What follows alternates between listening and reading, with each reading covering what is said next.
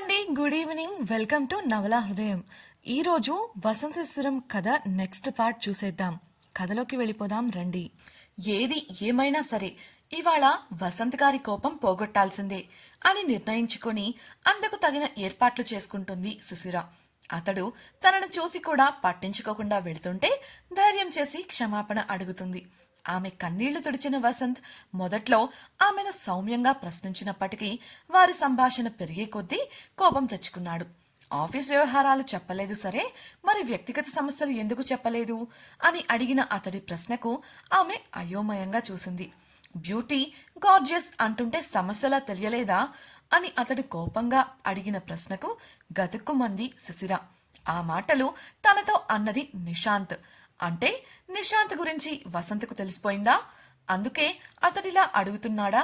Wait, Nishant పాష్ case వల్ల ఉద్యోగంలోంచి తీసేయబడ్డాడు అంటే కొంపతీసి నాతో అతను ప్రవర్తించిన తీరు కాని వాసుగారికి తెలిసిందా? అందుకే ఫైర్ చేశారా అని ఆలోచిస్తున్న శిశిరకు కిషోర్ చెప్పిన లిఫ్ట్లో ఉండే హిడెన్ కెమెరా విషయం గుర్తొచ్చింది. బిక్కముఖం వేసి వసంత్ వంక చూస్తూ ఉండిపోయింది. ఏంటి, ఏం మాట్లాడవు?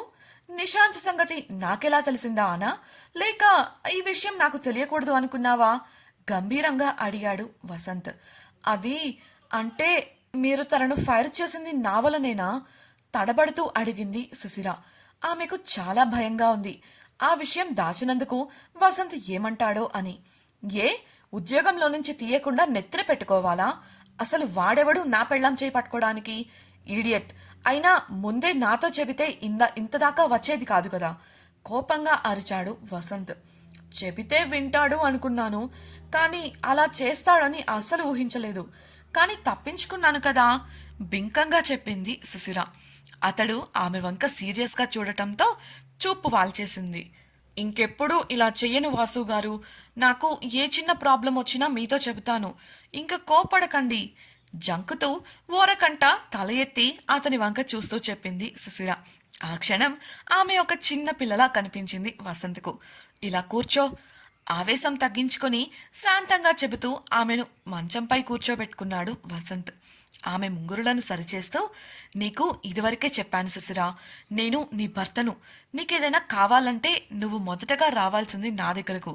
నీకు సాయం అంటేనే నేను గుర్తుకు రావాలి, సరేనా అని చెప్పగా సరేనంటూ తల ఊపింది శిశిర. నీకు ఏ విషయం షేర్ చేసుకోవాలి అనుకున్నా నేనున్నాను. అలాగే నాకు కూడా ఉంది నువ్వే.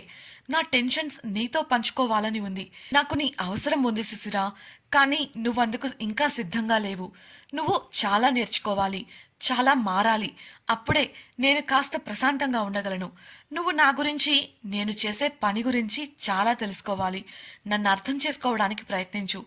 ఐ రియల్లీ నీడ్ యూరా. మన మధ్య ఉన్న ఈ గ్యాప్ని నేను భరించలేకపోతున్నాను నిస్సహాయంగా చెప్పాడు వసంత్. అతడి వంక చూస్తున్న శిశిర దోషిలా తలదించుకుంది. అతని ఆశలకు తగ్గట్టు తను నడుచుకోనందుకు బాధపడుతోంది ఆమె. తన విసుగును మరీ ఎక్కువగా ఆమె ముందు చూపించేశాను అనుకున్న వసంత్ ఆమెను తన ఎదకు హత్తుకుంటూ, నీకు ఇది కష్టమని నాకు తెలుస్తుంది శిశిర. నీకు కావాల్సినంత టైం తీసుకో, కానీ నాతోనే ఉండు. నన్ను పూర్తిగా నీ జీవితంలో భాగంగా మార్చుకో, అది చాలు నాకు అన్నాడు. అతని ఛాతీపై తలవాల్చి అతని మాటల గురించి ఆలోచిస్తూ ఉంది శిశిర.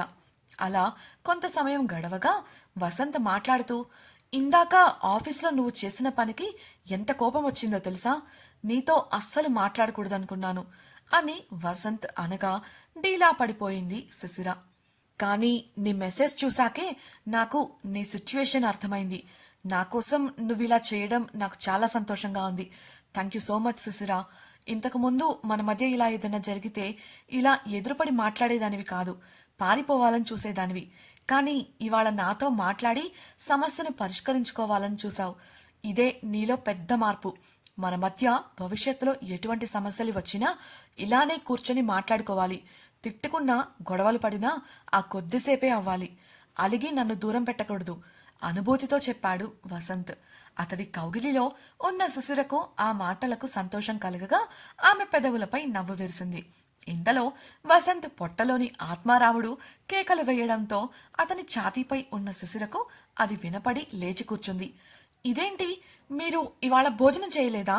బయట తింటానన్నారని ఆంటీ చెప్పారు అని అడిగింది. ఆమె ప్రశ్నకు చూపు తిప్పేశాడు వసంత్. తన మీద కోపంతో నిర్మలతో అలా చెప్పాడని అర్థం చేసుకున్న శిశిర అతనికి దూరం జరిగి అతడి చెయ్యి పట్టుకొని, రండి ముందు భోజనం చేయండి అంటూ అతన్ని లేపడానికి ప్రయత్నించింది.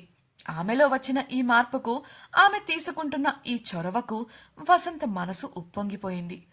ఆమెను మీదకి లాక్కొని ఆమె కళ్ళల్లోకి చిలిపిగా చూస్తూ, భోజనం సంగతి తర్వాత శ్రీమతి గారు, ఇంత కష్టపడి అలంకరించావు, పాపం ఆ పూలు మన కోసం ఎప్పటినుంచి ఎదురు చూస్తున్నాయో, ముందు వాటి సంగతి చూద్దాంరా అని అనగా సిగ్గుల మొగ్గైంది శిశిర. అతడి చూపుల బాణాలను ఎదుర్కోలేక ఎరుపెక్కిన చెంపలతో చూపు తిప్పేసింది. వసంత్ తననే చూస్తుంటే నేల చూపులు చూస్తూ, ముందు భోజనం చెయ్యండి, ఆ తర్వాత మీ ఇష్టం చెప్పి బయటకు నడిచింది ఆమె. ఆమె వెనుకే నవ్వుకుంటూ సంతోషంగా వంటగదికి వెళ్లాడు వసంత్. ముందు ఒక ఆపిల్ ముక్కలుగా కోసి అతనికి అందించి అతని కోసం ఉప్మా చేయడం మొదలుపెట్టింది ఆమె. ఆ పక్కనే గట్టుపై కూర్చుని ఆమెను చూస్తూ ఉన్నాడు వసంత్. ఇద్దరూ ఊసులాడుకుంటూ ఎన్నో కబుర్లు చెప్పుకున్నారు. తొలిసారి వారి మధ్య ఉన్న కెమిస్ట్రీ వారికి తెలిసొచ్చింది. వంట పూర్తయి వసంత్ కోసం ఉప్మా ప్లేట్లో పెట్టి స్పూన్ కూడా అందించింది శిశిర. అతడు తినిపించమంటూ నోరు తెరిచి స్పూన్ పక్కన పెట్టడంతో సిగ్గుపడుతూనే బిడియంగా అతనికి చేతితో ముద్దలు కలిపి పెట్టింది. ఆమె మునివేళ్లను మధ్య మధ్యలో కావాలనే కొరుకుతూ అల్లరి చేశాడు వసంత్. ఆమె చిరుకోపంగా చూసి తనలో తనే నవ్వుకుంది. ఆ క్షణాలు అలానే ఆగిపోతే జీవితం ఎంత బాగుంటుంది అనిపించింది ఆ ఇద్దరికి.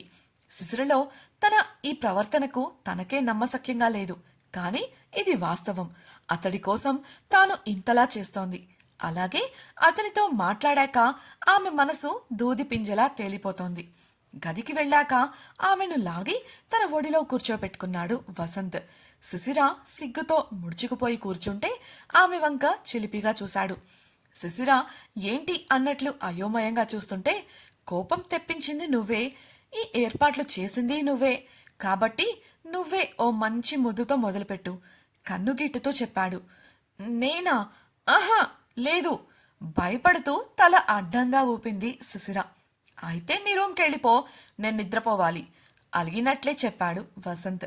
అతడి అలక చూసి తప్పేలా లేదు అనుకుంటూ, మీరు కళ్ళు మూసుకోండి తడబడుతూ చెప్పింది శిశిర. వసంత్ ఉత్సాహంగా కళ్ళు మూసుకొని ఎదురు చూస్తుంటే తన గులాబీ పెదవులను ముడిచి కళ్ళు గట్టిగా మూసుకొని తన పెదవులతో అతని పెదవులపై క్షణం పాటు అద్ది వదిలింది శిశిర. నిరాశ చెందిన వసంత్ నీరసంగా, దీన్ని ముద్దు అని ఎవడైనా అంటాడా అని ప్రశ్నించగా, నాకు అది ఎలా చేయాలో తెలియదు సిగ్గుపడుతూనే ముద్దుగా చెప్పింది శిశిర. ఆమెను విసుగ్గా చూసి, పోయి దుప్పటి కప్పుకొని నిద్రపో, నీకింకేం తెలుసు ఆ పుస్తకాలు చదవడం తప్ప విసుక్కున్నాడు వసంత్. అతడికి తనపై కోపం వచ్చిందని అర్థమై క్షణం పాటు ఆలోచించి, నాకు రాని వాటిని ఎవరి నుంచైనా నేర్చుకోవడం అలవాటు, అదేదో మీరే నేర్పించొచ్చుగా బుంగమూతి పెట్టి చెప్పింది శిశిర. ఆమె నుండి ఇటువంటి మాటలు ఊహించని వసంత్ ఆశ్చర్యంతో కిన్నుడై చూశాడు. శిశిర మొహమాట పడుతూ నేరుగా చూడలేక దిక్కులు చూస్తుంటే, ఏమన్నావ్ అపనమ్మకంగా ప్రశ్నించాడు వసంత్.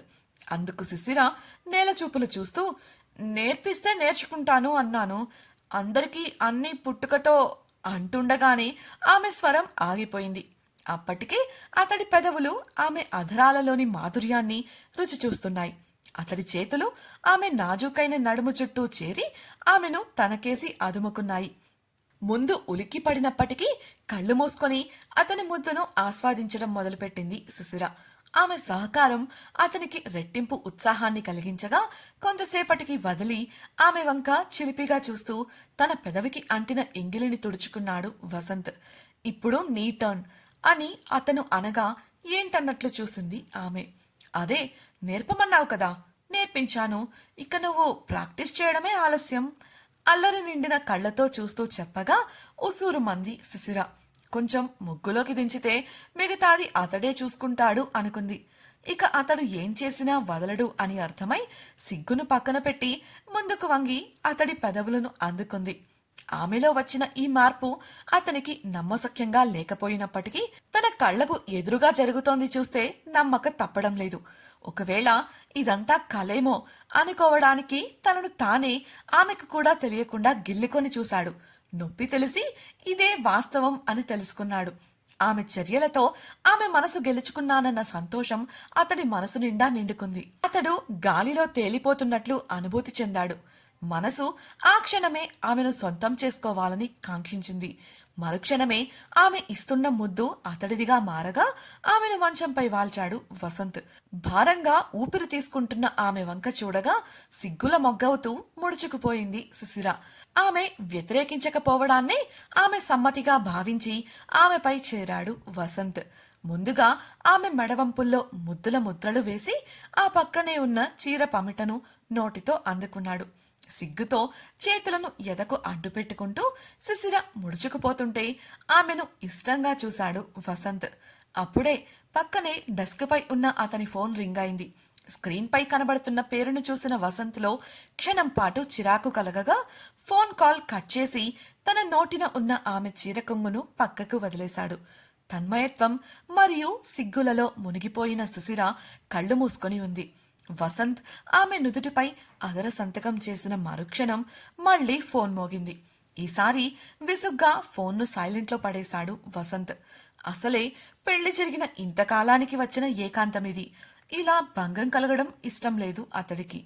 ఫోన్ రింగ్ అవ్వడం గమనించిన శిశిర, ఏదైనా ముఖ్యమైన కాలేమో వాసు గారు, ఒకసారి చూడండి అని అనగా ఆమెను గట్టిగా హత్తుకుని, ఈ టైంలో ఇంతకన్నా ముఖ్యమైన పని ఏముంటుంది చెప్పు అన్నాడు గుసగుసగా. శిశిర బుగ్గలు కెంపులవ్వగా వాటిని ఇష్టంగా ముద్దాడి ఆమె చెవిలో ఏవో ఊసులు గుసగుసగా చెప్పాడు వసంత్.